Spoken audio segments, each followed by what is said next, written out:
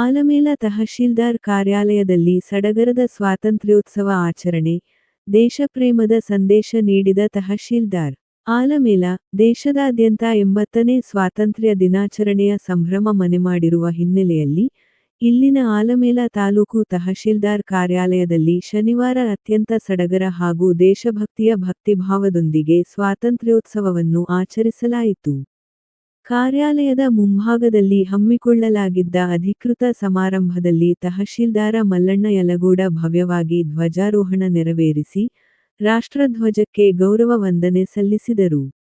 ಧ್ವಜಾರೋಹಣ ನೆರವೇರಿಸಿ ಮಾತನಾಡಿದ ಅವರು, ಅನೇಕ ಮಹನೀಯರ ತ್ಯಾಗ, ಬಲಿದಾನಗಳ ಪ್ರತಿಫಲವಾಗಿ ಇಂದು ನಾವು ಸ್ವತಂತ್ರ ಭಾರತದಲ್ಲಿ ಉಸಿರಾಡುತ್ತಿದ್ದೇವೆ. ಬ್ರಿಟಿಷರ ಆಡಳಿತದ ವಿರುದ್ಧ ಹೋರಾಡಿದ ನಮ್ಮ ಹೆಮ್ಮೆಯ ಸ್ವಾತಂತ್ರ್ಯ ಹೋರಾಟಗಾರರನ್ನು ನೆನೆಯುವುದು ನಮ್ಮ ಆದ್ಯ ಕರ್ತವ್ಯವಾಗಿದೆ, ಎಂದರು. ಇದೇ ವೇಳೆ, ಸಾರ್ವಜನಿಕರಿಗೆ ಸರ್ಕಾರದ ಸೌಲಭ್ಯಗಳನ್ನು ತಲುಪಿಸುವಲ್ಲಿ ಅಧಿಕಾರಿಗಳು ಮತ್ತು ಸಿಬ್ಬಂದಿ